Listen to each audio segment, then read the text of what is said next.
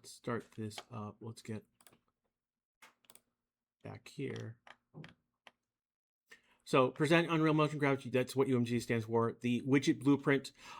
Specifically, the class that you are going to be using is going to be user widget. But when we say widget blueprint, that's basically what we're saying here as well. How to create a title screen using UMG, should create a HUD using UMG. Oh, they're going to show the HUD class. Didn't use the HUD class this week, but we will next week. So we'll talk about. I might go back and change the lab. I might change the lab on the fly and update it. Not a big change. Not a big change. Yeah, I'll show you how to use. Well, I'll show you. So when we go over the lab, I'm going to use the level blueprint to set up the main menu. I will then go back and show you how that should be set up using a HUD class. So it's not a big change. So UMG concepts. So the big thing is that you create a widget blueprint. Again, it is of type user widget, and that's something that these slides are a little murky about between the two that I mentioned. But the idea is that your screen, basically, if you're gonna put anything on the screen, it's a widget you're throwing onto the screen, and that makes it flexible. Allows you to add and remove widgets. You can hide widgets. You can add and remove widgets at the same time. And there's a designer. There's another mode of Unreal Engine where when you make a widget and when you open it up, it brings up the design. There's a designer mode.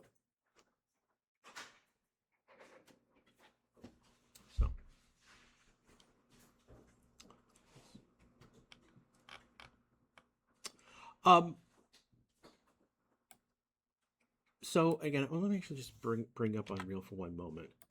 So I've created a new project for our class right now. Oh, come on. I'm gonna have to go back. Hold on a sec.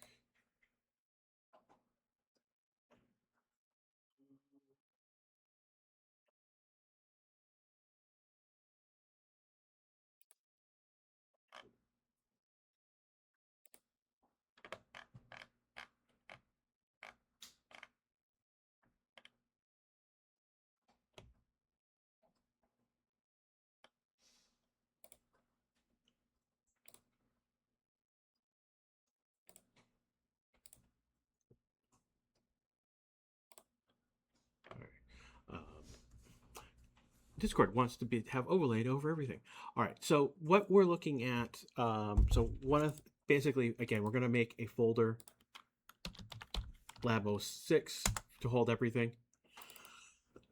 I'm going to just create, one of the first widgets we're going to create is a status widget. So we're going to go, there's two ways we can go. We can go to blueprint class. Conversely, we can go down to user interface and select widget blueprint. And that's going to bring up this, parent for new widget, and it's going to be user widget. I'm going to go the other way. This is, again, same way of doing the same thing, two different ways. Just go to blueprint class. I can go down to all classes, type user widget. And so I can create it one of either way. So I'll select that. I'm going to call it UMG status. And that will be part of your exercise A. So when I double click on it, parent it. So basically think of that the designer, that when you're working with a widget, you are in two modes. Designer mode, which is basically you can lay out things to put things into your scene and arrange them. And then there's the graph, which is what you are used to, event graph. So basically, where you had the viewport where you were setting up components in a blueprint class, that's basically been all moved to the designer. So pretty straightforward. So this is pretty straightforward in terms of how this works. We'll go over pieces here in a moment. Let's get back to here.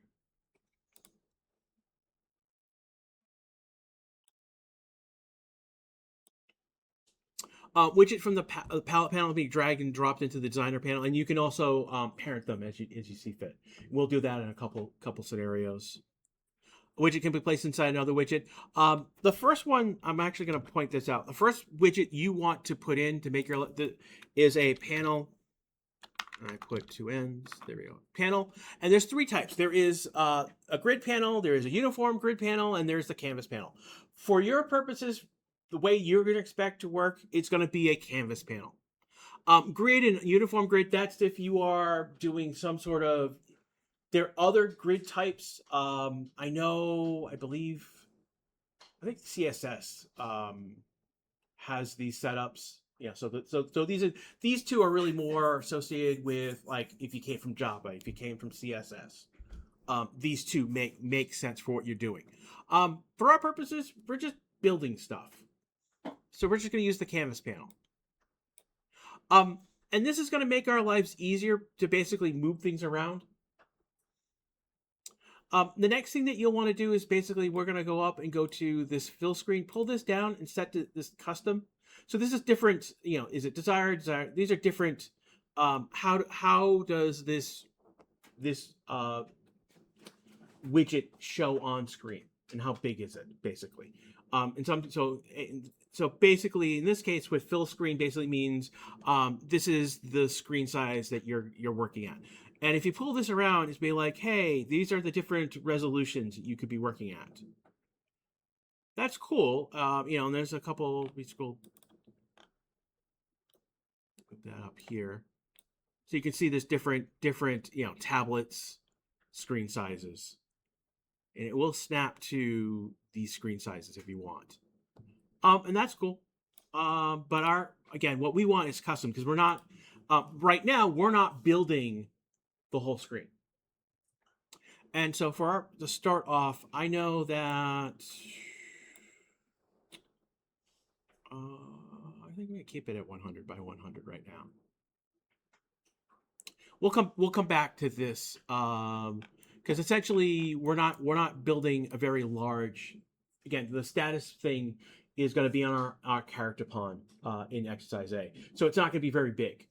So 100 by 100 we'll do as well. If you wanted a better resolution and higher, if you wanted more pixel depth, then go 200 and make it, you can scale it down in the editor. But we'll leave this right now for one moment. Again, the canvas panel is important. Again, basically if you attach like a button to, let's say we attach the button to the canvas, it's going to try and go the whole area. And I don't know why Epic is doing that. So the workaround is basically start with a canvas panel. The next thing is you'll probably want a border.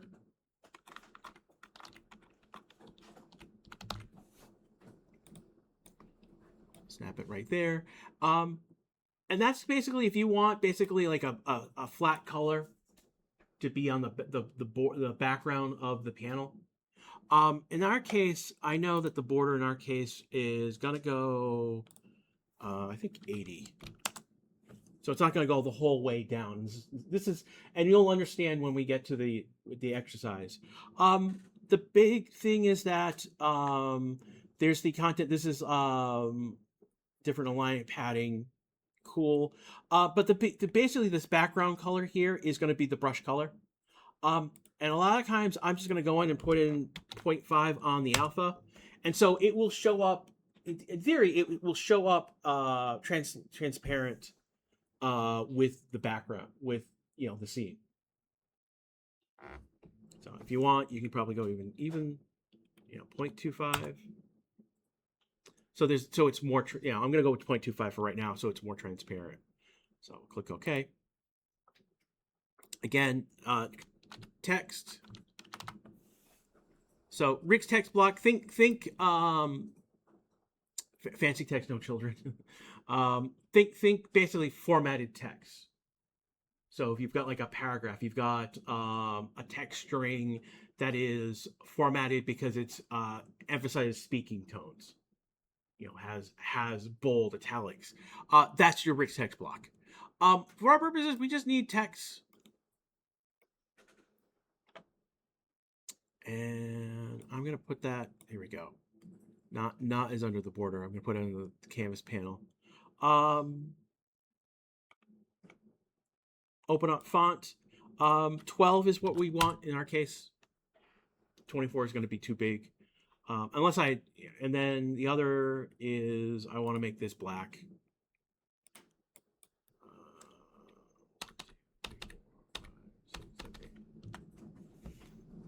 And I'm just putting the hex code just to make it easier than dealing with these guys.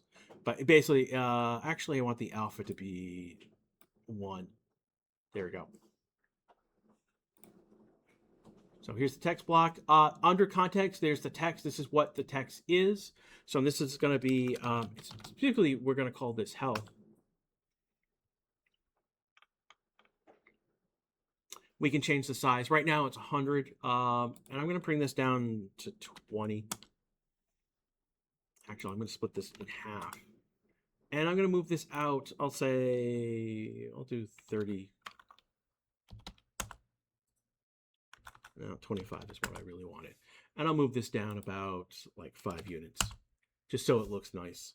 I can right click and I can duplicate this. And again, I know the position I want is 25. In this case, I'm going to go like 50 is too much. 30. There we go. In this case, this is going to be the value of my health, and I'm just going to put in 5 hashtags. So, and I'm using hashtags here as a placeholder, so that later on we will change this text, and we'll come back to that. We'll do what's called a binding.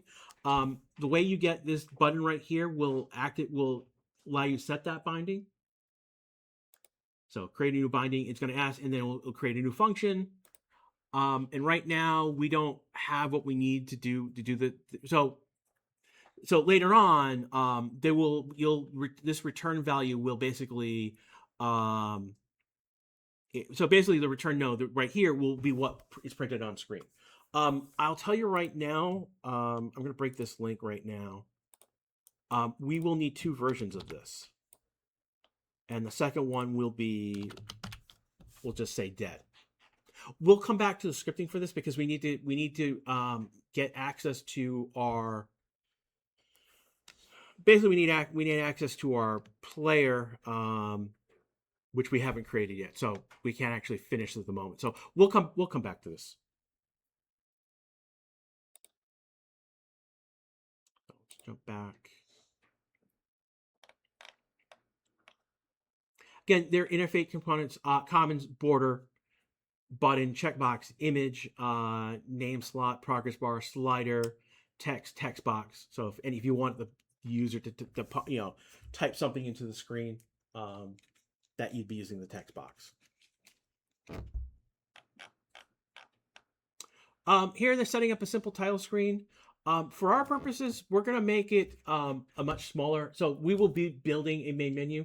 There will be a widget just to control the title screen. There is, again, it has start, exit, but we'll do it an about button as part of the exercise. And basically we'll be showing and hiding 2 different widgets on that main menu screen when we do that. So again, this is using only images and buttons for the widgets. So right now, game title, start, exit are being built with images. We could do that with text instead. And you might go with that because, well, that will be easier to, in theory, that would be easier to translate, is the theory behind that. So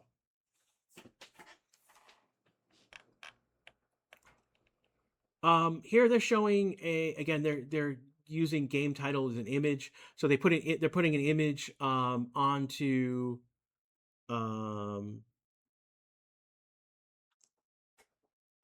basically they're putting an image into the panel slot effectively.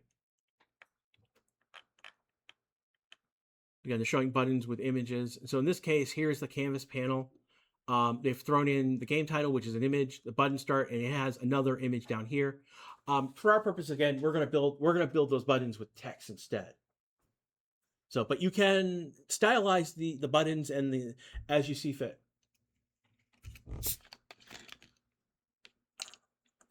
And you'll see that you'll see BTN or button underscore.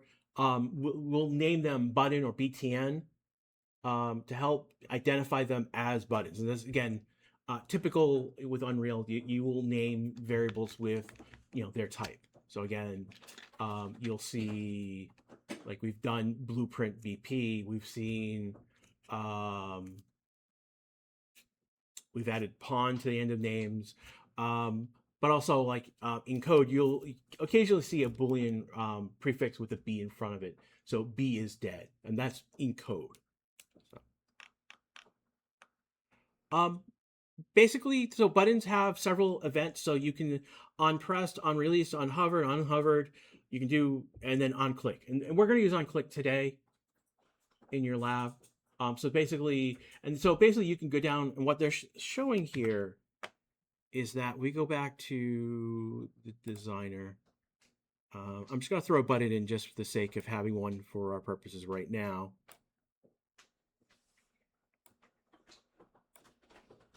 And I'm just going to throw in a text onto the button. Again, I'll go down to the font. Click on font.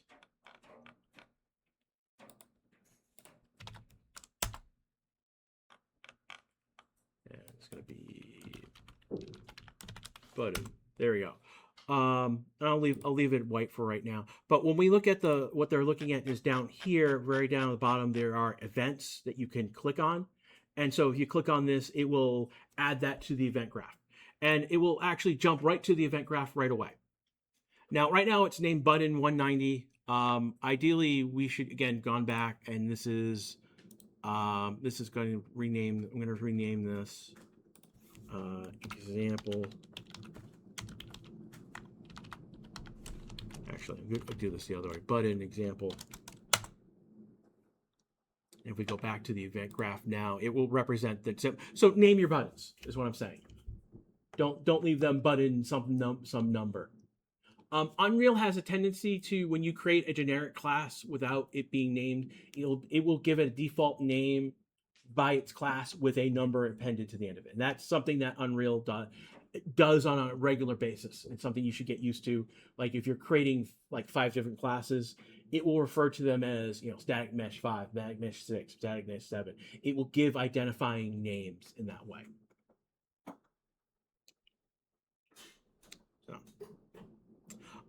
Again, I'm going to go back.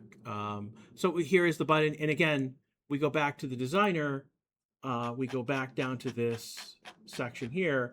Now that we created on click, it will go right directly to the event here. So I'm going to go back to the designer one moment. I'm going to take this out because this is not part of. Yeah, that's not. And it's yelling because this node is here. So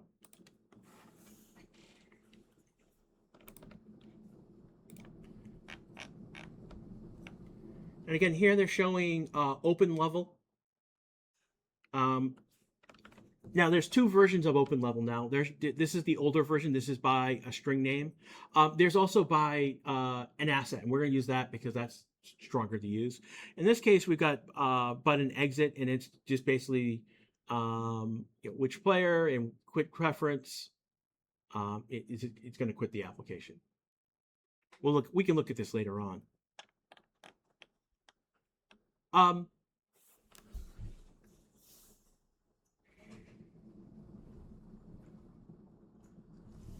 Yes, this works. Do we want to build it this way? No. This is the case for the sequencer node. In fact, in your lab this week, when we do the main menu, you'll actually have a sequencer with four pins to it on it. We're gonna like this this makes sense and this works in this image, but this is messy, and this is building these long chains. So we're going to use the sequencer to break. Literally, there's again, this is just the basics of what we're talking about right now. I mean, this is basically this is doing 2 things. So the first 2 nodes is getting the player controller, which we need because the player controller basically is where we can turn on and off showing the mouse. There's literally a Boolean in the player controller for that. And that's what the player controller and get set node is doing. And then the next two nodes below it is basically to create the title screen UMG widget. So you are going to create a widget called so when you use that when you want this node, you'll type create widget. So previously we have done create class, we've did create emitter. In this case, we're going to use create widget in this case. And immediately you'll set the class right here. So this is title screen UMG. I've flipped in your assignment, I flipped the nomenclature. I've done UMG title screen instead. And it will come off with a return value, and you'll just plug that right into a target. If you are just going to set note, if you're setting this to a variable, which what you'll do, set the variable first before you set it to the viewport, because the set, if you notice, there's no value here going out. So to make our lives easier, to set the variable because that has the return value on it as well. Well, you'll see that when we get, we'll do this with the title screen. Right now, we're doing this in the level blueprint, but you don't have to. In fact, we'll look at the HUD class later.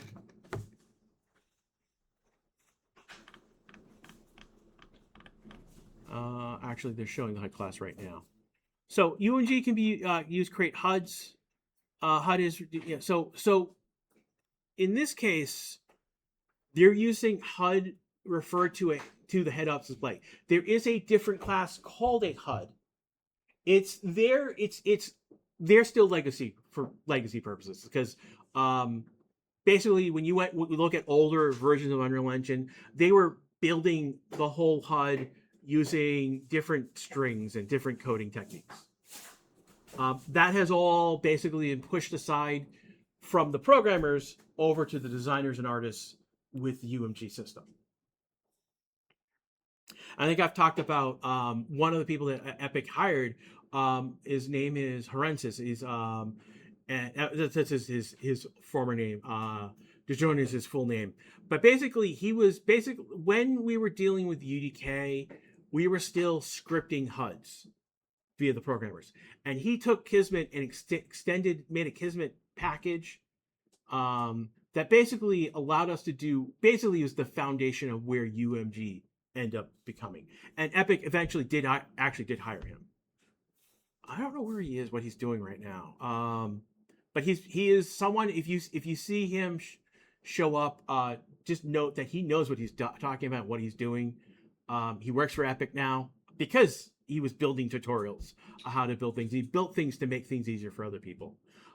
Again, why was that important? Because when we look at when we're at Unreal Engine 3.5, so again, we're looking at their first Mass Effect games, the first 3 Mass Effect games, the early Borderlands games. They were using something called Scaleform, and Scaleform was basically think the widget. So take instead of the widgets native in the engine, the widgets were basically Flash modules, literally as Flash SWFs that were being rendered natively in the engine. And it worked. And those games look good because Scaleform, they look good because they're using Scaleform. But the problem is that they were using Scaleform. And it means that you now have to know Flash on top of everything else to make a good user interface. And that's one of the big differences from 3.3.5 to 4 is they got rid of that. Part of that is that Flash was having its apocalypse. You could thank Apple for that one. So literally as UDK comes out, Flash is on its downturn to its doom because Apple decided not to support it. Another story for another day why that happened. So in this case, they're creating a widget called HUD UMG. Again, remember they're using referred to the actual thing that's on the screen as opposed to a HUD class, which is basically today the HUD class will just basically manage the widget. Today, the way if you would build a HUD class today, it would be the class that would be managing the widgets on the screen. So we'll talk about that in a moment. Again, right now they've got score colon 999. They've got a green color font text. Hooray! Here is again they've bound this text box. So in this case, they are basically getting the player character, casting it to what they need, and then getting the score and returning it to a value. That actually. Sorry, they're using two. I'm sorry, they're using two text boxes in this case. My apology. It looks like one with the image here, but it's actually two. So score colon is the first text box, and the 999 is the second text box. Now, I would not use nines. I'd be using hashtags because hashtags a little bit thicker and will guarantee that I have enough space. So if I wanted four characters, I'd use 4 hashtags.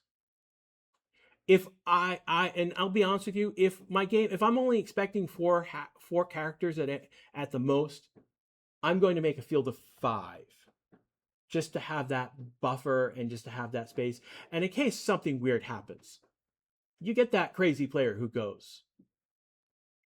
If I think that might not be enough, I'll use 2 just to be on the safe side.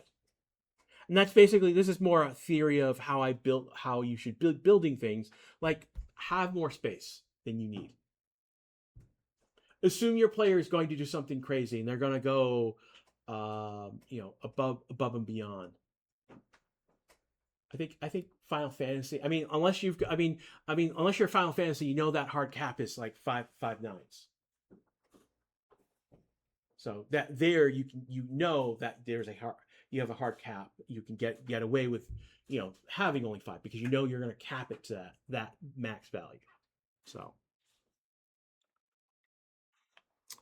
again, this case they've actually gone to the player character. They've cast it to first person character. In this case, they've put a score value into the character, and they're passing it. They're parsing it from an integer to text, and they're putting it into the return value. And that's what we're going to do. Except in our case, we're also going to, if we're dead, we're going to basically say that instead. Progress bar. So this is basically, they've gone through, again, health, 48, change fill color to red. The percent property values from 0. So 0 is here. 1 is over here. So at some point to set this bar, they're asking what is the max health on this character, and they're taking the current value of the health divided by that, making sure it's done as floats, because if you do it as integers, you're going to get a 0. So health is going to be a float. Just going to tell you right now, for your convenience, for math convenience. So they're taking the max value, taking the current value divided by the max value, getting a value from 0 to 1. And they're plugging that into the bar here. So here's get health. Actually, I think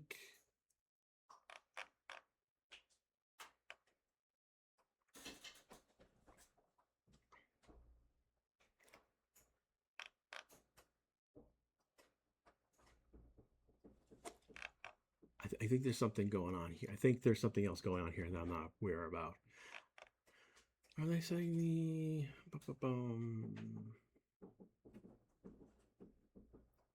There's probably more going on here that the slides are not showing you. But here is the event begin play. So here is they create the HUD widget and they're adding to the viewport. And again, they're doing this in the level blueprint. You would not do this in the level blueprint. You'd be doing, again, particularly with this wouldn't be something that you'd be doing in, wouldn't be associated with the level. It'd be associated with your player character. And this would be the HUD class, effectively. You'd create a HUD class to do this rather than the level blueprint. Just yeah, let's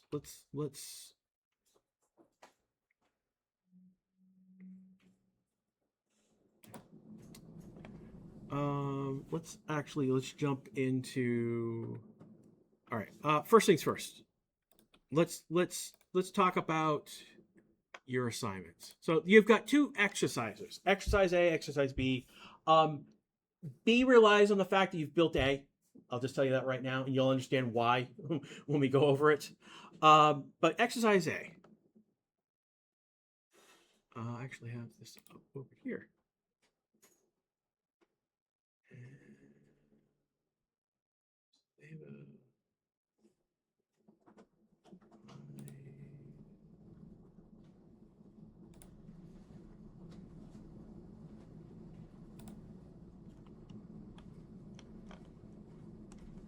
There we go. All right, exercise. So in this lab exercise, you're going to set up a pawn that can take and track damage done to it. I'll show damage. Damage is not hard in Unreal. It's just there's a couple things you need to do when you set up when you deal damage. There's a couple things you've got to do. But once you understand what you need to do for dealing damage, taking damage is not hard. We'll set up a user widget on the pawn to display the pawn's health. And we'll enable players to use the enter key to toggle showing health. And we're going to do this. We'll do this the debug way. There's actually a better. There'll be another.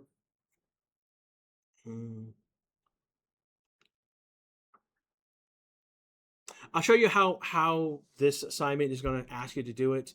But it will then. We'll talk about what you should do instead. But basically, we've created a Lab 6 folder. So the first thing I want you to do is I want you to create two maps. Well, to create one map right now. We'll create a new level. We'll just use basic for our lab for the lab this week for this exercise because we don't need anything else but the player start and lights.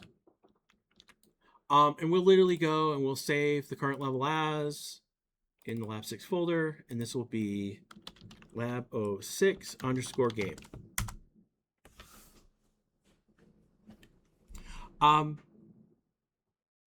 The next thing that we need to do is we need to go into our third person under blueprints, and we need to make a copy of this in the Lab 6 folder. So copy here. And rename this character Lab 06 pawn. We could have done this by inheriting from that other class. Copying, inheriting, it's up to you which way you want to go. I'm copying because it's keeping my hierarchy shorter basically. But let's just jump in here. So we've got that. We're going to ask right now. Close status. So under game mode override, right now we're going to go to third person game mode. And we're going to go to selected pawn class. We're going to use the Lab 06 pawn. And I should have put BP in front of it, but we'll be okay. So when we do this, we'll press play, and then hooray, we have. Just to make sure the player controller class, make sure that.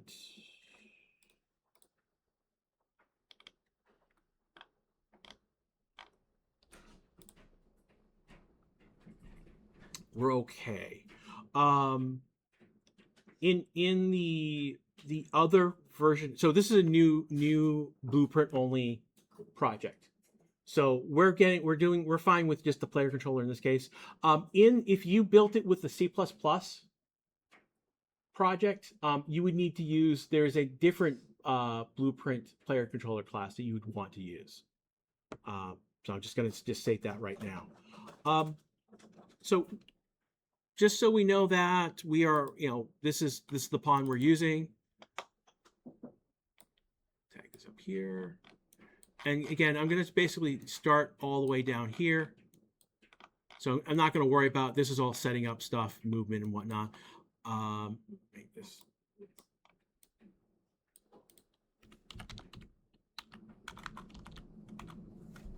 Let's do a begin play, and I'm just gonna, just for the sake, I'm gonna print.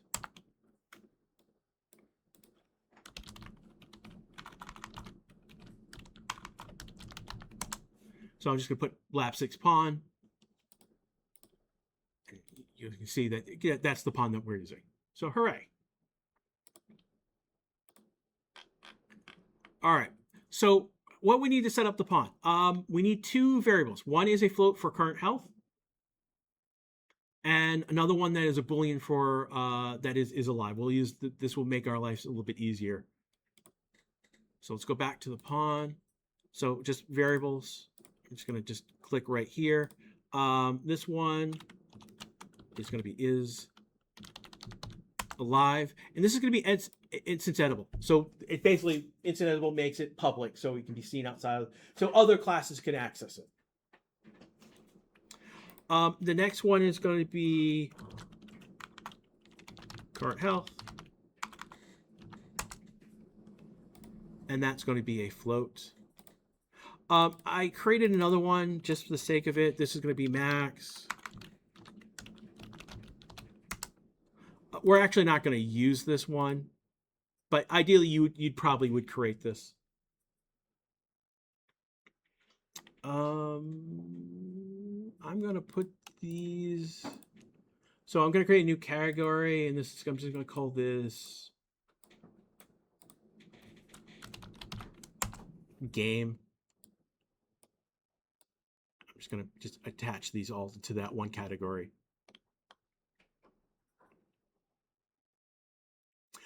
Current health, we will make that public so we can have access to that. And then I'm going to compile, set current health to 100. And I'm going to go to max health, set that to 100 as well. And I will compile. So, hooray. If we needed a reset function, max health is what we would need. So, extra credit. So that sets up our variables. We're going to create a function called process damage. And basically, we're going to use an event any damage and assign it to that function. So, create a function. Process damage. We'll add an input. Again, this will be a little bit bigger so we can see.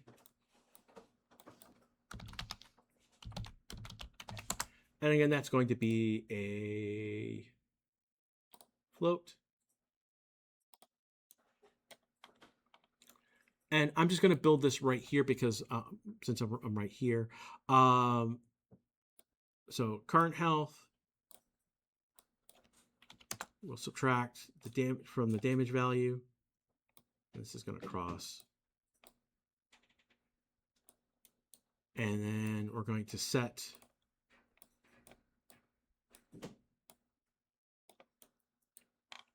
so that's the first part.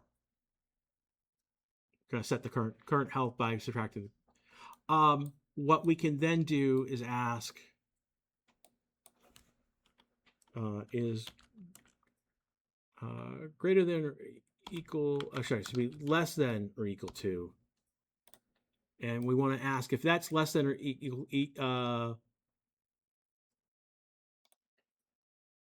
no, I've got this wrong. There you go, less than or equal to. So if it's below, if it's at 0 or below it, so we're going to plug this into an if. So if it's false, then it's above 0. Not going to worry too much. Then that's all we need to do. First thing I am going to do is going to set the current health to 0. So I don't have any negative values is basically what I'm saying. But also the is alive, we're going to set that to false. So that means this is alive should be true to start with.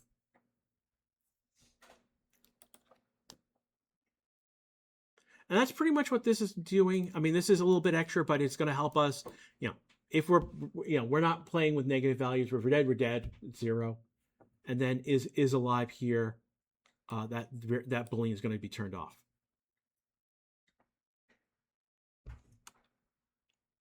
go back to our event graph.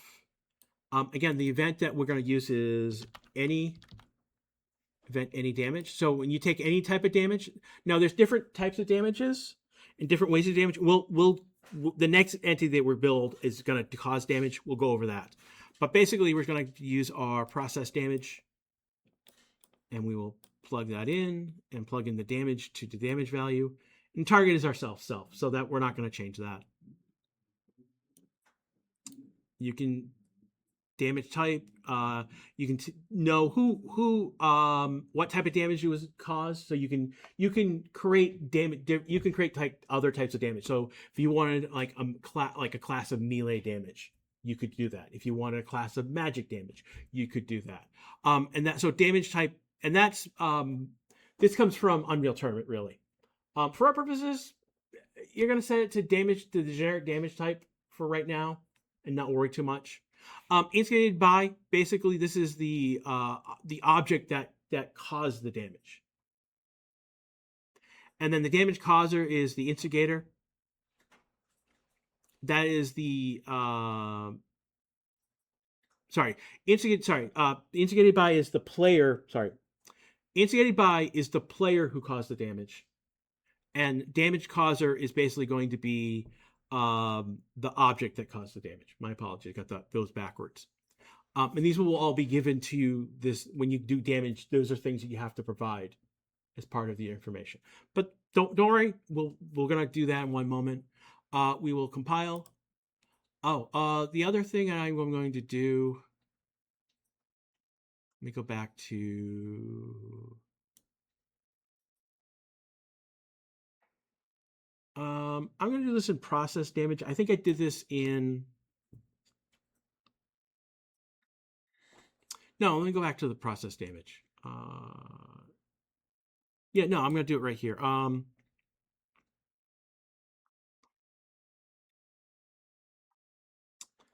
going to just do a print. I'll get the current health. Plug it in. It's going to translate it. Yeah, I'm just going to do this right now. So I'm basically going to do this after process damage. You'll see in the lab write-up, I'm probably doing it correctly in process damage, but I'm just going to do this for our purposes right now. I'm going to compile. So the next thing that we need to do is we need to create a new blueprint class. It's going to be an actor, and it's going to be BP damage trigger. Capitalize these. And you've seen this pretty straightforward. I'm going to add a box.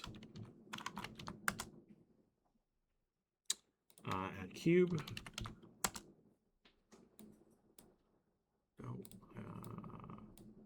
Sorry, I want to attach, not make the new root. Okay, so the cube is going to be platform. You've seen me do this 0.1. And then for an element, where's that green? There we go. I'm just going to make it green. The box, I'm going to just call trigger. Again, I'll move this up 55 and make this 50 by 50 by 50. And you've seen me build something like this multiple times. Just compile just to be, I'm going to go to the event graph and again, I don't need any of these at all. I do need one variable, which will be damage, and that's going to be a float. I'm going to put this in, I'm going to leave this at 0 right now. I'm going to do this intentionally.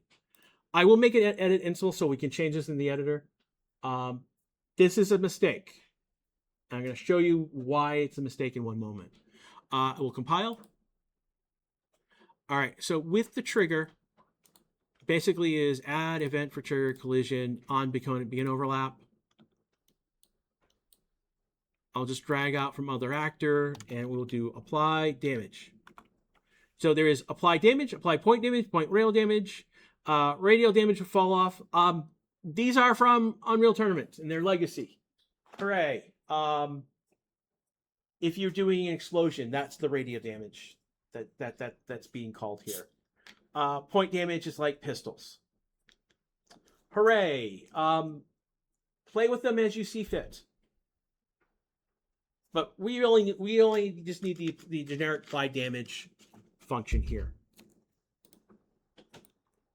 So damage actor is the other actor that we overlapped. Now, in theory, I should be, if I want being careful what I was doing, I could filter out like this other actor. Is it like I could cast it to like our blueprint class, and saying this entity only affects characters.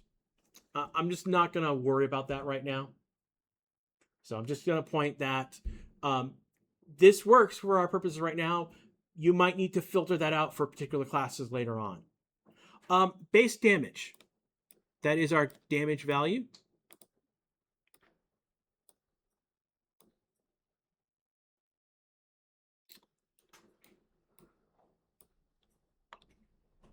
Event instigator. So it's a controller. So let's just pull this out.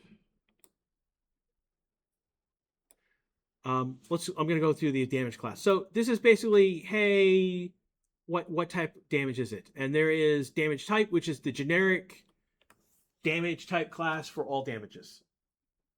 So if you're creating a new damage type, you're inheriting from the damage type class.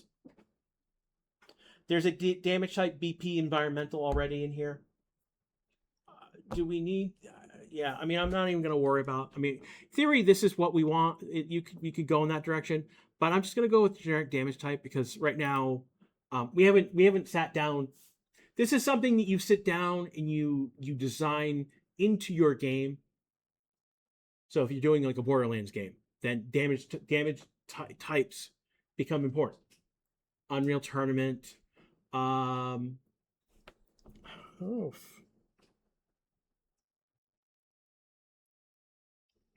Maybe Mass Effect. Again, if you're doing a shooter, damage types become. This helps determine like I did a pistol shot, or it's a range. It's a bullet, whether it's a sniper bullet or a pistol bullet. But it's different from say the grenade or the rocket launcher has its own, because you can then do things based on your damage type. Now, I know Borderlands probably takes this and goes crazy because it then adds different. You can have different variants on things. So just be mindful of that. Event causer. This is the object. This is going to be self. So this object right here. I am just going to copy and paste self one more time. And I'm going to go grab get owner.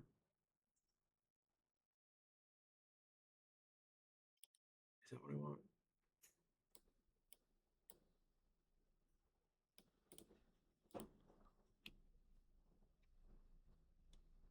You gotta look at the slides.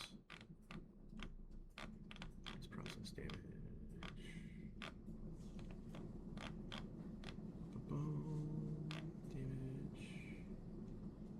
Oh, I left that null in this case. Okay. Sorry. In this case, I'm leaving the event instigator because there's no player causing this damage, so there's no reference going to be plugged in here. So you don't have to plug in the damage causer. You should. All right. This is again, the reason why we're not putting an event instigator because there's no player related to it. Now, if this was a projectile, we'd be asking the projectile's owner. The projectile would be spawned and it would be tagged with someone who was responsible for that object.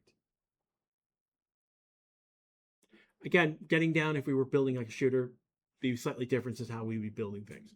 But for our purposes right now, all we need is just basically it needs to know who it's damaging, how much, who is it, and the damage type.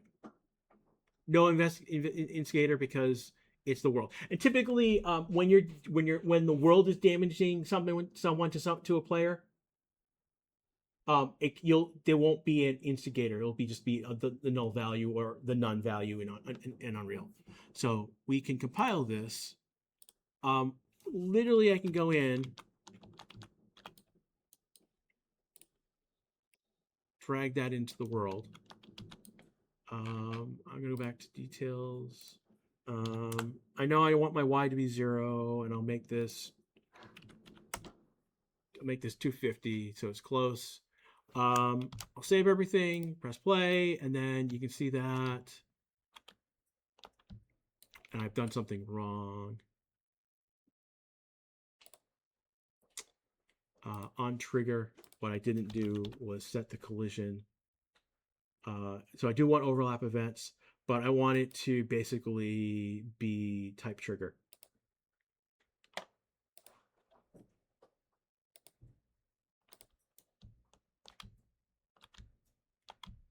Why is it?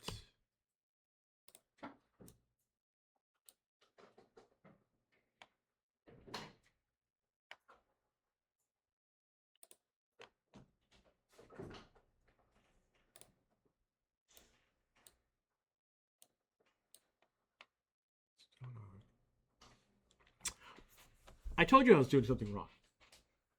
Remember I didn't put a value for damage? If you don't pass it, if you give it a 0 for damage, Epic's like, well, what gives? It doesn't do anything. But literally, if I go, I'm going to go into the scene right now. I'm going to save everything. I'm going to go to the damage trigger. Here is the damage. Right now, it's set to 0. I'm going to set this to 10. And there we go. You can now see that I am now doing damage. It's actually doing damage because I gave it a damage value that's not 0. So if you apply damage and the damage is 0, Epic disregards the damage event. So just be forewarned. If you don't pass damage, if you don't actually have a damage value, it's not going to do anything. And that's your legacy of Unreal Tournament 4 in this case. Which means when you pass damage, if your character has abilities to reduce damage and whatnot, do that in the character class. Like let's go back to the pawn. Here is process damage. Have a process damage function, which it knows what to do when it takes particular types of damage. And this process damage would probably get extended by damage type, damage. I'd probably extend damage type, like if I was doing this like in a proper game, process damage would also have the damage type integrated. The instigator and the damage causer would get plugged into this function as well. This process damage would be in a high level, parent class, and then children would just inherit off it, so that you wouldn't have to write this every single time for like every single class or like every model that the player could potentially use. So let's go back to the game, and I'm going to crank this up to 45. You can see that now I went to 55, 10, and now to 0. And why did it not?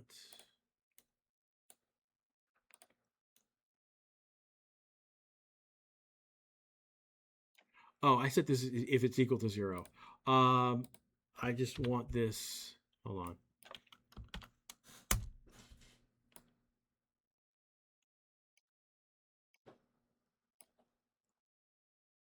If it's less than 0. Wait, no, I should have.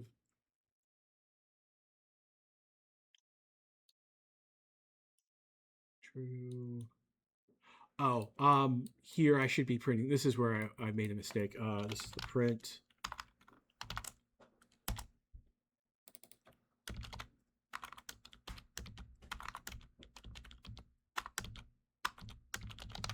Here is dead. And this is where I should have, in this case, printed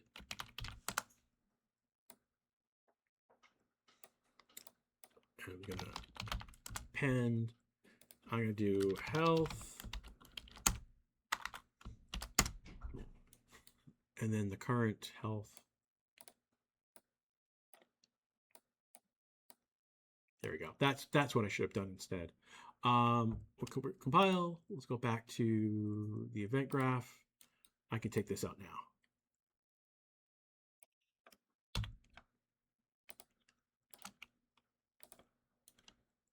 So you can see now health 55, health is 10, and I go in. Now it's just reading is dead.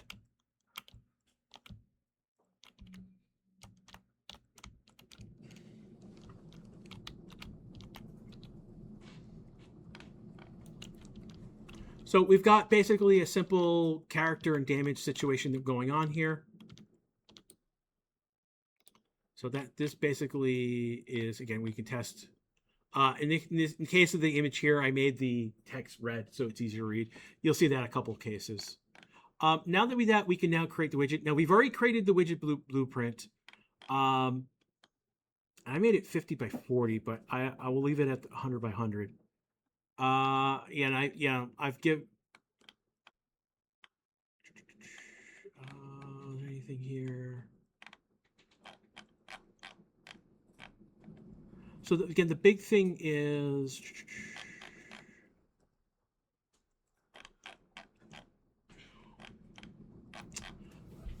one of the things that we're going to do. So for the pawn, like this, we're going to add basically a widget, and they want us to call this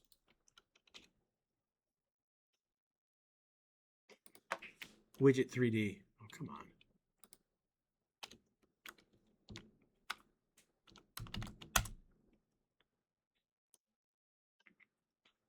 And then I'm going to go back to the viewport for our purposes here. We're going to go to the widget, and we're going to go again down to its, where is it?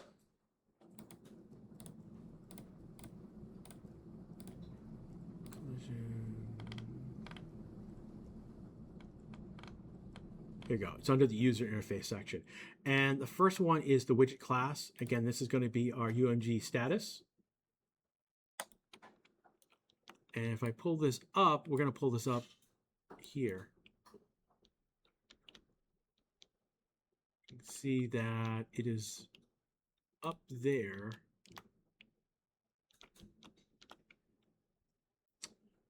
Spaces in the world. Draw size is 50 by 50. Really what we want is 100 by 100. That's really what we want in this case. And that's pretty much all that we need to do in this case. There is one thing that we need to do is that our camera is here. We want to flip it around rotation 180. Now, we'll do more than just this in a moment. Compile, we can go jump into game. You can see that right now, you can see that the big thing right now is that it's pointing only when we're behind the player. We'll come back to that in one moment. And again, we haven't completed the binding, so it's not printing anything out at the moment. So, all right, let's go back to the status. We're going to add a variable. Jump up to the graph. Let's call it pawn. And it's going to be, actually, we could do a type pawn, but what we want is our lab 06 pawn. And we want an object, you have an object reference. So for our purposes, we'll compile.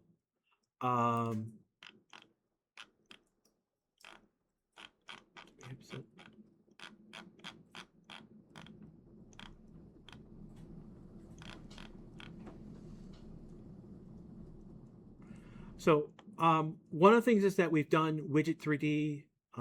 Let's go back to, here's the pawn. We have widget 3D. Let's go to our event graph. This is going to be on begin play.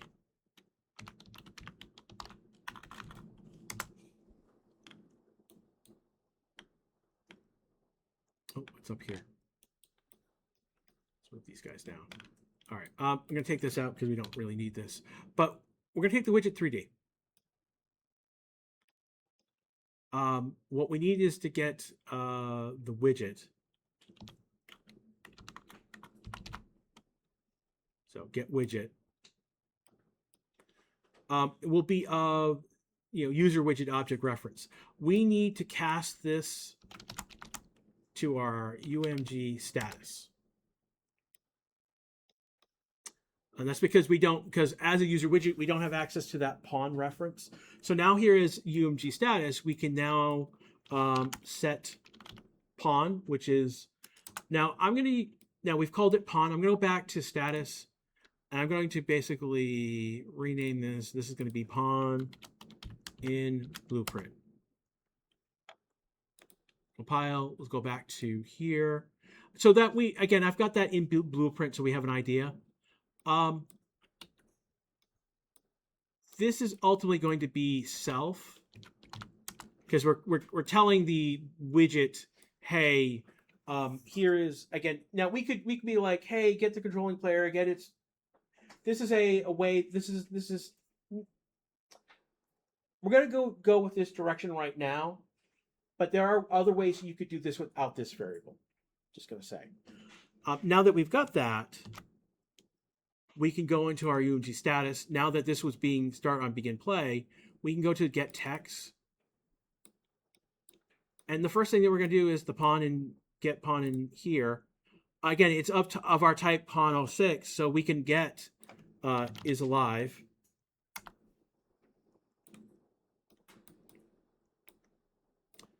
And that's going to give us our if statement. So if false, we're just going to print out dead. If that's the case, then we can grab this, get current health.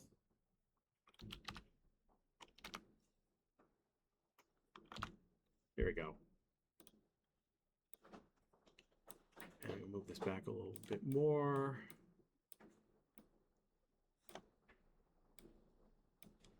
And we'll plug that in.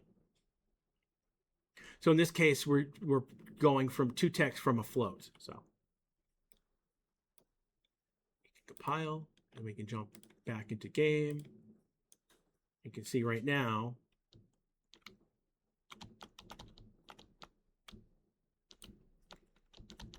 and you can see that. So it's working. Now, two things that we can do. Let's go back to the pawn. First thing that we can do, I'm going to use the enter key. Now, we're going to use enter for this week. But ideally, we probably should have set up an input action and assigned the input action to the mapping, and then use that event instead. We'll use this for right now. We're going to get the widget 3D.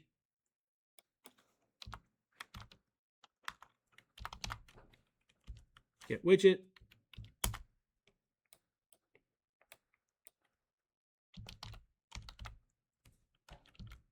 And under widget, we want to use set visibility. So again, there's multiple set visibilities, a possibility. Make sure you're using the widget one. Actually, not set.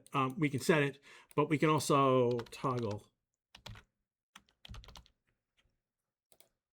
There we go.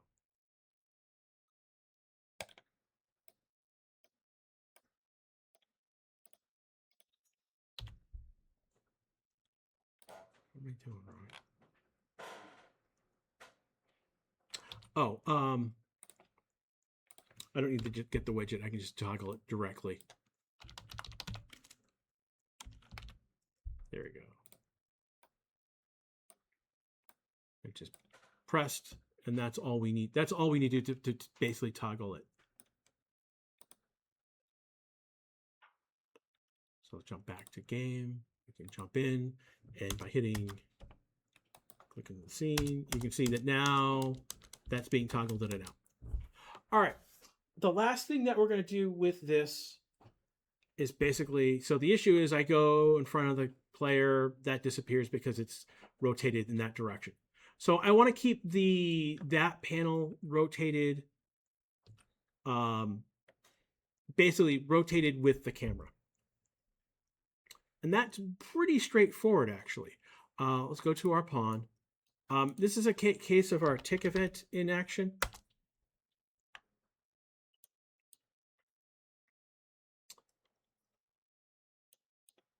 So I'm going to start with the widget 3D. And then I'm going to grab the follow camera. So those are our two entities that we're playing with right now. I'm going to get the world location.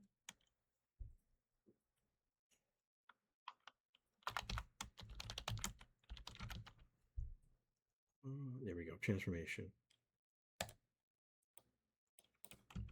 I'm just going to plug this down right into here. So what I can then now do is a get look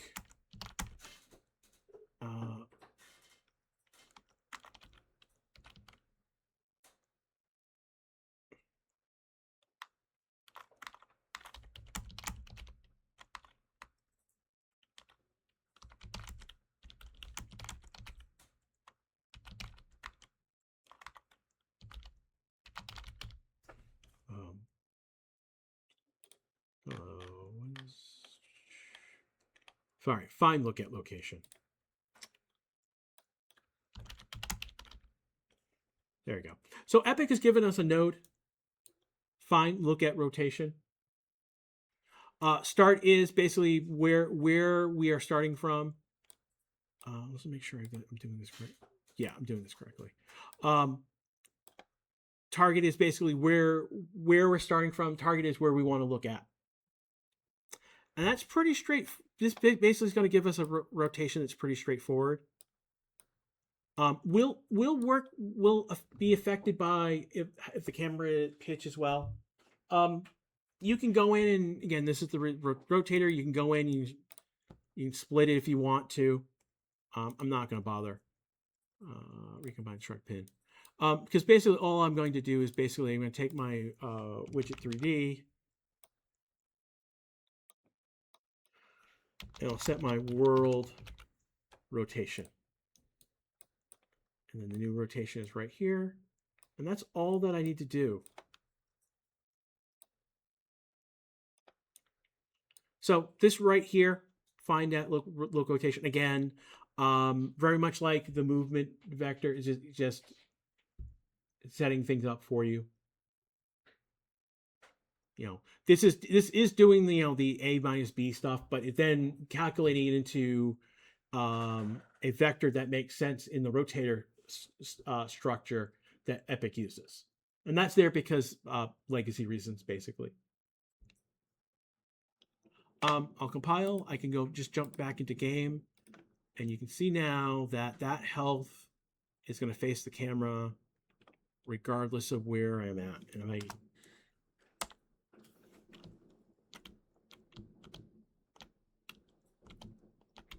again, I set it to 45, so it'd be a quick, quick to death type scenario.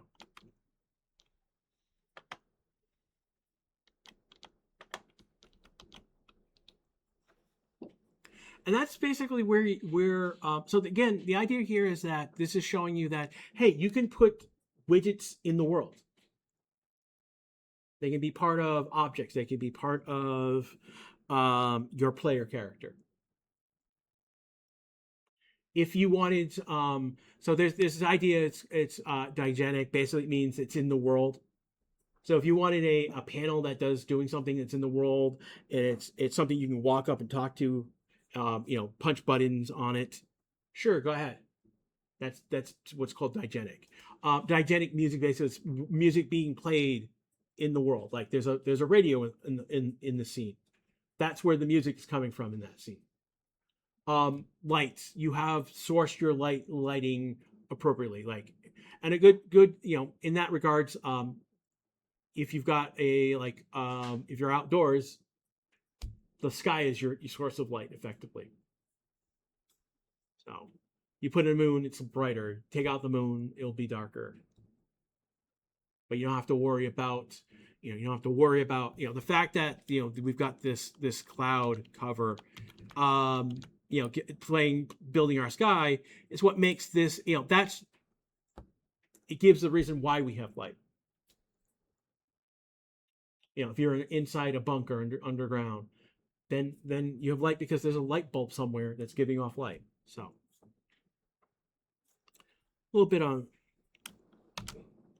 All right. Before we go any further, we do need to create some game modes. So that's exercise A. Exercise B starts with building game modes. And we're going to basically build a blueprint class of game mode base.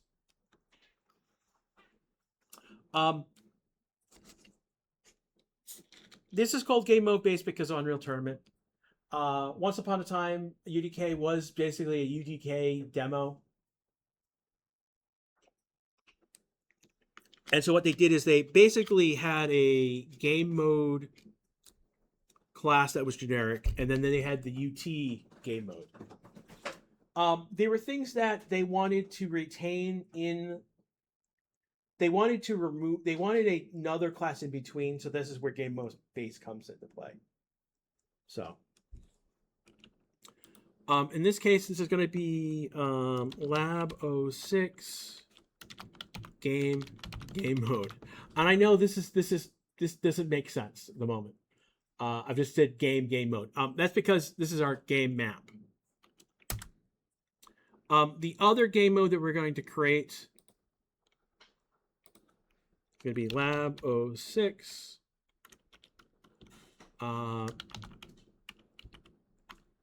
menu game mode.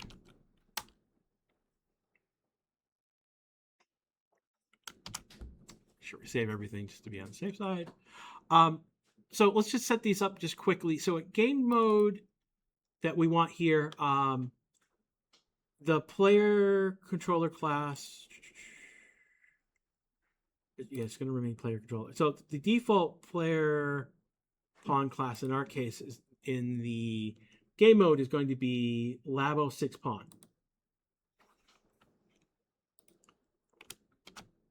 Compile and save. I can close this. I can close you. I can close the pawn.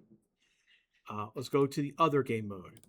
All right, for the menu, this is the one that's going to be a little bit interesting. Our default pawn class is going to be the spectator pawn. So we're not going to spawn in with a character in that map, like a visible character. We're going to spawn in with the spectator pawn. It's because basically we're going to do everything. It's the menu's going to run everything in that case. So compile. For this lab, let's just go to world settings. Ooh, I did not want to do that. There we go. I'm going to go to the game mode override and go to Lab 6 game mode. And I'll save the scene. All right. Why do we need a game mode? Because we're going to be switching scenes with the second exercise. So to make my life make things easier, when we move from scene to scene, it's going to look at the game mode that's been set, and it's going to ignore the selected these values underneath for some reason. So I'm just going to give it a game mode that has what we want set. So when we run that map, it will apply to the game mode that's been set. The menu. So when we set the menu, it'll have its own settings. So this is quirks of the engine. And ultimately you'd have game modes for different parts of your game. Like for example, let's take Marvel Alliance. Like the main menus, that would be one game mode because you're running everything off those menus. In gameplay, there'd be there's actually two different game modes effectively. One that would be for town centers because there's no combat effectively in town centers, and then all the normal zones where normal gameplay is taking place, that would be a different game mode, which basically accounted for combat and whatnot. All right, so we've finished A. Let's go on to B now. All right, so we're going to start with a new level. In this case, we're going to do an empty level, because we don't need anything in the level. Because basically, what we're effectively for our purposes, we're just throwing up UMG screens. If you need stuff later on, I mean, go back and you can put a light in. I mean, you can put what you need into the level if you're doing something 3D in the background, or you're putting an image on the screen. Effectively, you could do that with a widget. But so again, for our purposes, this map is basically going to be just our menu.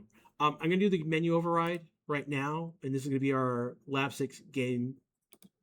And so when we go press play, hooray, we got all this stuff, but we have nothing, there's no character in the scene. And that's what we want. Again, here's our spectator pawn. That's what we're controlling. So go File, Save As. This is going to be Lab 06 menu. All right. Going to create 2 new blueprint classes. This is going to be user widget. This is going to be UMG title screen. And then I'm going to create another one. User widget. This is going to be UMG about screen. All right, so I'm going to build these quickly. So again, the first thing is I'm going to start with a panel.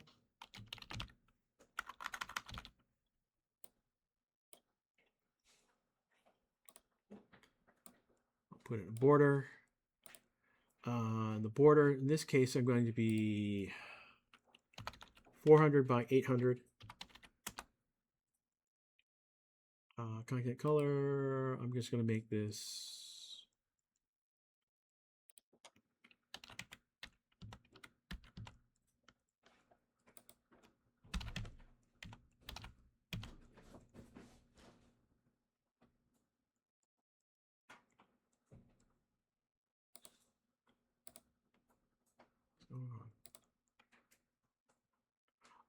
I'm the wrong. I need brush color.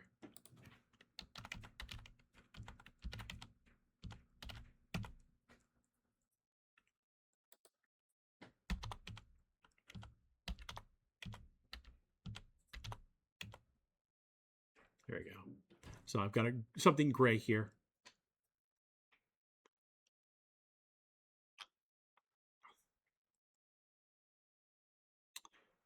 Put in text. Get color opacity.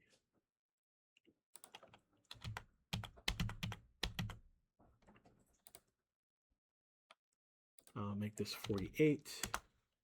And this is going to be title screen. And move this down 50, 50.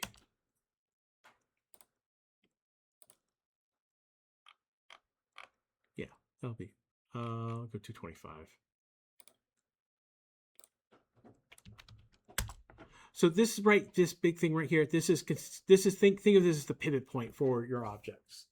And you can move that around if you see fit. And you can do some funky things with it. For our purposes, just think of it as the anchor. All right. So we got our title screen. Move this down. There we go. Grab buttons. And I'm going to make the button 200 by 45.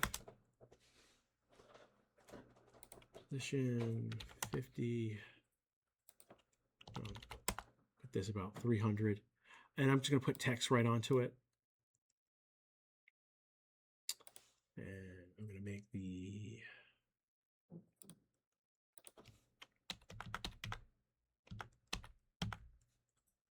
Just make this black, and this will be the start game.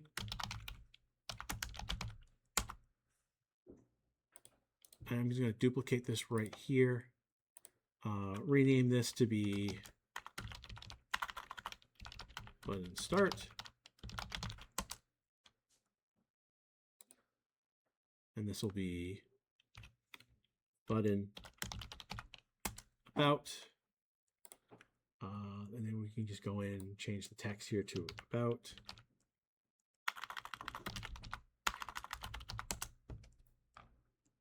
And let's go up to the button itself. So we did 50.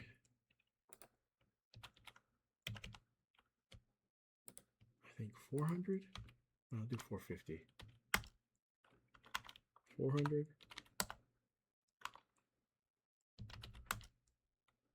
Do 375. There we go.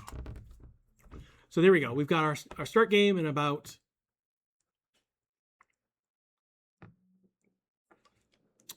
We'll come back to about in one moment.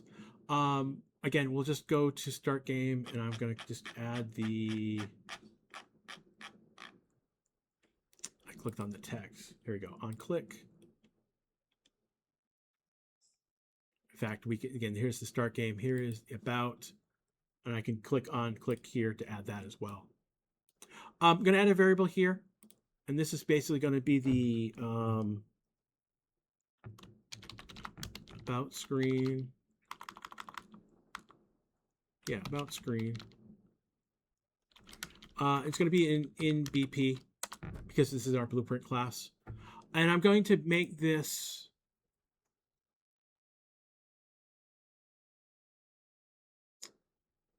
our UMG, our UMG about screen.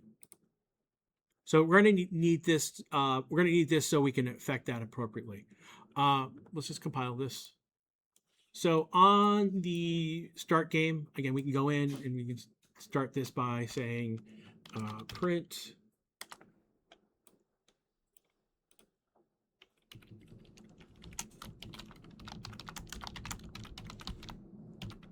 start game clicked.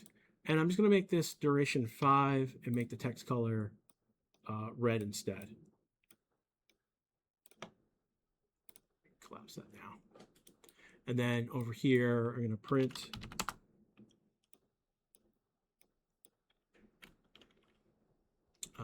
about clicked. Okay, so let's go to our, so we need, I can close the game menu. I need to basically bring out the level blueprint. So we don't need to tick. This is, again, we're going to use begin play and we use the sequencer. And we need total of 4 pins total. We do need 2 variables. This is going to be the start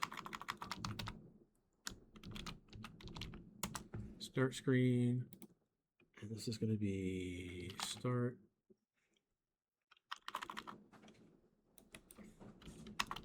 UMG title screen. Let's rename that correctly. And then the other one is going to be about screen. This is going to be UMG about screen. So first things first, we're going to reroute to put a reroute node way up here so we can get out of the way. We're gonna get the player controller and set mouse cursor. Sorry, set show mouse cursor. In that case, we're gonna enable that. So this is basically going to set up that we will have our mouse cursor available. One, we're going to create the title screen and attach it to the viewport. This is basically, we're going to create widget. Class is UMG. Title screen. I'm going to grab the get player controller, and that needs to be plugged into the owning player. So I'm going to put a reroute node here. Help control that. Again, we can grab these and go even higher.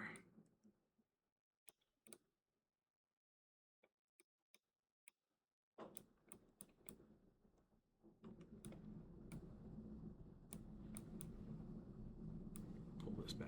There we go. Once we've created the screen widget, we do want to set that variable. Again, this is showing you, hey, this is the out here. And then we can do add to viewport.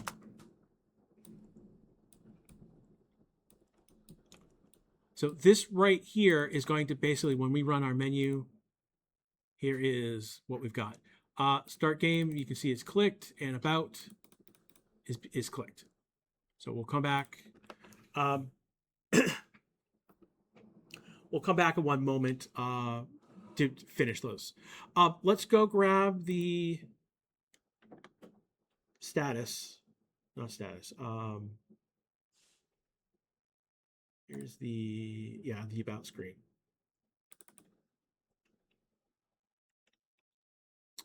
I'm going to go up to fill screen right here. Make sure I'm going to custom. I'll make sure I did this correctly. This one's going to be 300 by 600. And again, I'm going to start with a panel.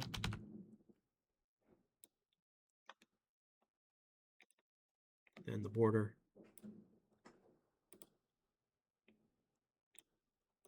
So the size is going to be 300 by 600. And then the brush color, in this case, I'm just going to keep it. I'll keep this blue.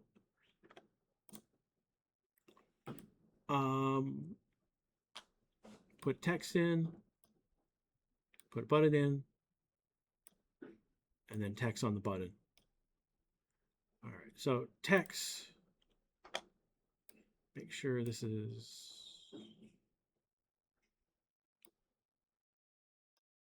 there you go, I want the border to be at the top.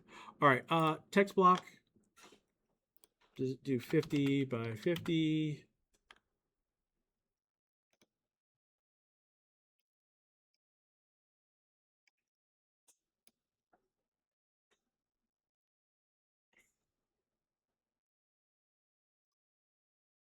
Going to be about button. We will push this down, say 50 by 300, 200 by 45. Actually, do 150, and then this will be, just do back. So we got everything here. Again, I just need to rename this to be the back, button back. We can jump over to the graph. We don't need any of these guys at all. We do want a variable here, and that's going to be our title screen BP. And in this case is going to be our user. We can just use user widget.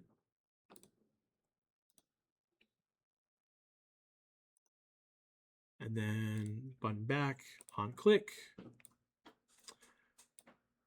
So I'm actually going to build this out right now. So for our purposes, the first thing that we want to do is to remove from parent. So we want to move ourselves from our parent. And that's how you basically remove things. So there's add to viewport, and then remove from parent is going to remove the widget from the viewport. So effectively the parent, the viewport is the parent in this case. So this is going to hide the widget. And then basically what we want to do with get on the tile screen, set visibility to be visible.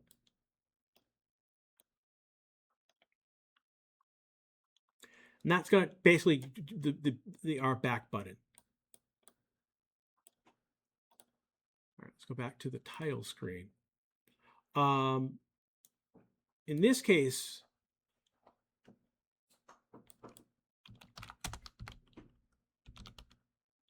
so we want to use set visibility. In this case, our target in this case is going to be ourselves, and we can get down, put hidden. And then the other option that we have, the other thing that we have is the about screen. We'll add to viewport.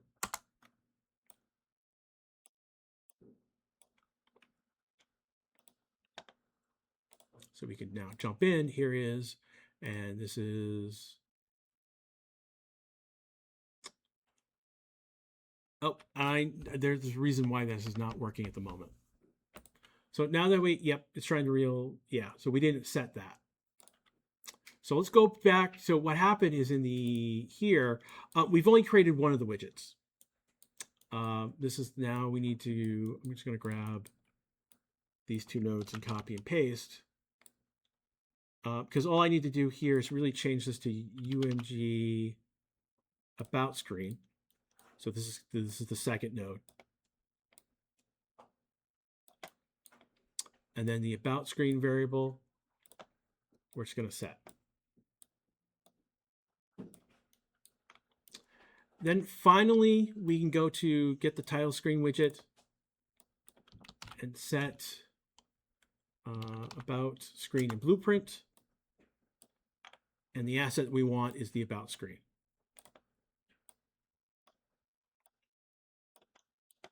This is going to be the third node.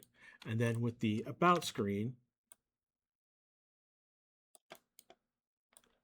we can set title screen and blueprint. That's not what we wanted.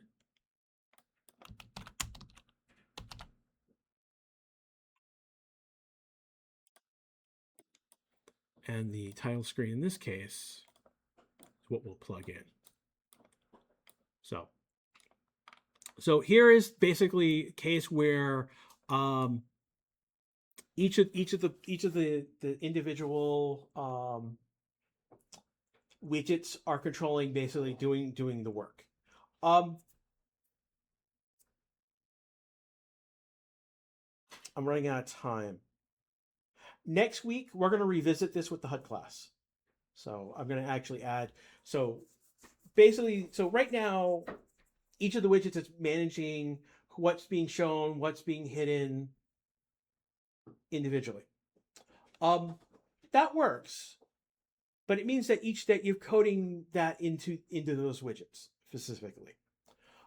Next week, what we're going to do is we're going to build a HUD class, and the HUD class is going to manage all of that. Basically, the widgets are going to be like, hey HUD, go do this. And the HUD class will manage that work individually. We'll talk about that next week because I'm running out of time to show you right now. So basically, this is we've got the menu up and running now. If I play, now we can start, go to About, and here is the About. I can click back.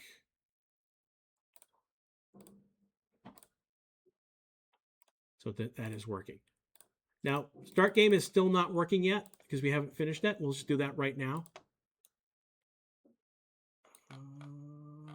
This is in the level menu.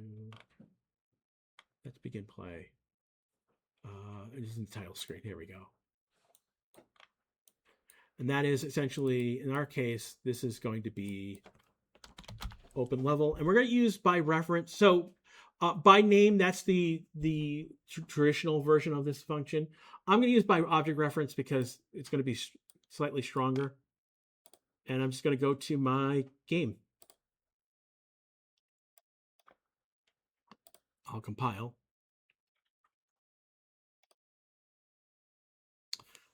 Save everything. I don't need any of these open now. So I'll run. Again, here's the about. And we'll start the game. And there we go. You can see start game clicked. That will go away in a moment. And there we go. Now, I don't have a way to get back to the main menu at the moment.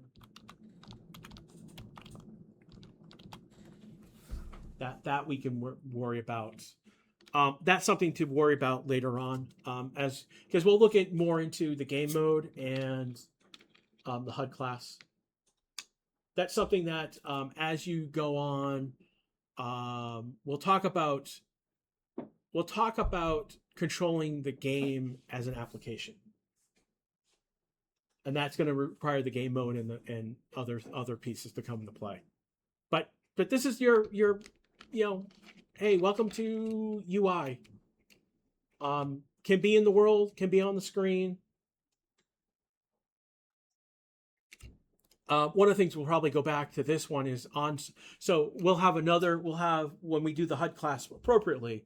What we'll do is for this scene, we'll have a HUD class that's basically we'll do a timer in this world, and we'll have we'll know the state of the application. You're dead. Well, the game's over. Time is up. Game is over. So we'll account for those situations in our next assignment. So idea here is that you've got this pawn running around. You can do damage to it, know when it's dead, put it on a HUD piece, and trigger. You can toggle it. Extra credit if you basically this starts default off and shows up when basically it's a notification system. Like when something happens, you then tell the HUD this to show, and internally it has a timer. It knows when to turn itself off. That'll be extra credit. That will definitely be, that'll be extra credit. Know when that you've got that panel open. Know when that panel's open, it's only open for a certain amount of time, and when that time is up, you hide it. Even more extra credit if you do it cleanly, where it fades in and out. That actually, off the top of my head, don't know how. I'd have to do a little bit of research about how to go about doing that specifically. But that would be, hey, polish pieces. It's not a blink in, blink out. It fades in, fades out, pretty quickly. But it's more. It's got more polish with it. So that's extra credit, even more extra credit on top of that. The documents that I've written for you go into a lot of detail about what to set it and why to set it. But ultimately, basically, I've just shown you, basically, you're making two maps this week. One is this little nano game, as for our purposes right now. It's not, it's not a full game as of yet, but it got pieces of a game. And then the other side is the main menu, which you can bounce between two different panels. And then one of the other buttons can go and basically load this scene. Let's go back just quickly to the title screen one more time. I'm just going to duplicate this one more time. 50, 450. Let's do 600. So I'm basically going to make this the exit button.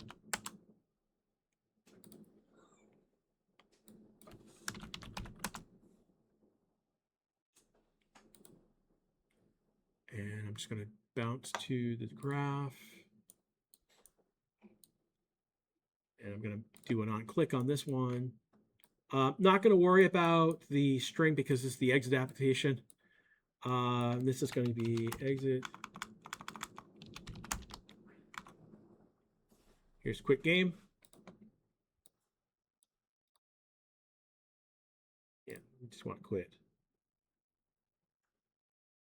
I have no clue what ignore platform restrictions is about. Some console games should never quit. So this is yeah. Specific player. Ideally, this is if not specified player. So ideally, if it's not specified player, zero will quit. That means basically, if player zero is quitting, then the application should be shutting down. But yeah, this is, hey, I've got the quit button. I'll compile this. Just jump, make sure I save everything. And if I go press, and if I, again, I'm going to do this one more time. When you click exit, when the exit that node gets called, it's going to stop simulating the game. So hooray, Epic, pretty straightforward. Unlike Unity, where you have to do that 2 different ways to do it in the editor. So, all right. Any questions for me? What you need to do? It's pretty straightforward. It is pretty straightforward. It is the document is pretty straightforward about what you need to do. Just be mindful. I think the big one is that the game modes come in part B and not part A. That's, I think, the only weirdness about how I wrote the documents. I might go back and change that. I might not. I'm gonna see how you guys do. Also, I basically showed you off the documents that I wrote. I mean, these are the Google Docs. So if there's something wrong, is there something not if there's something that doesn't make sense, come talk to me. Because it might not, there might be a better way to word something in the document. So just come, if something's not clear, come talk to me, ask questions. As good as I am, I'm not perfect. So come talk to me. I can clarify what's going on, what needs to happen.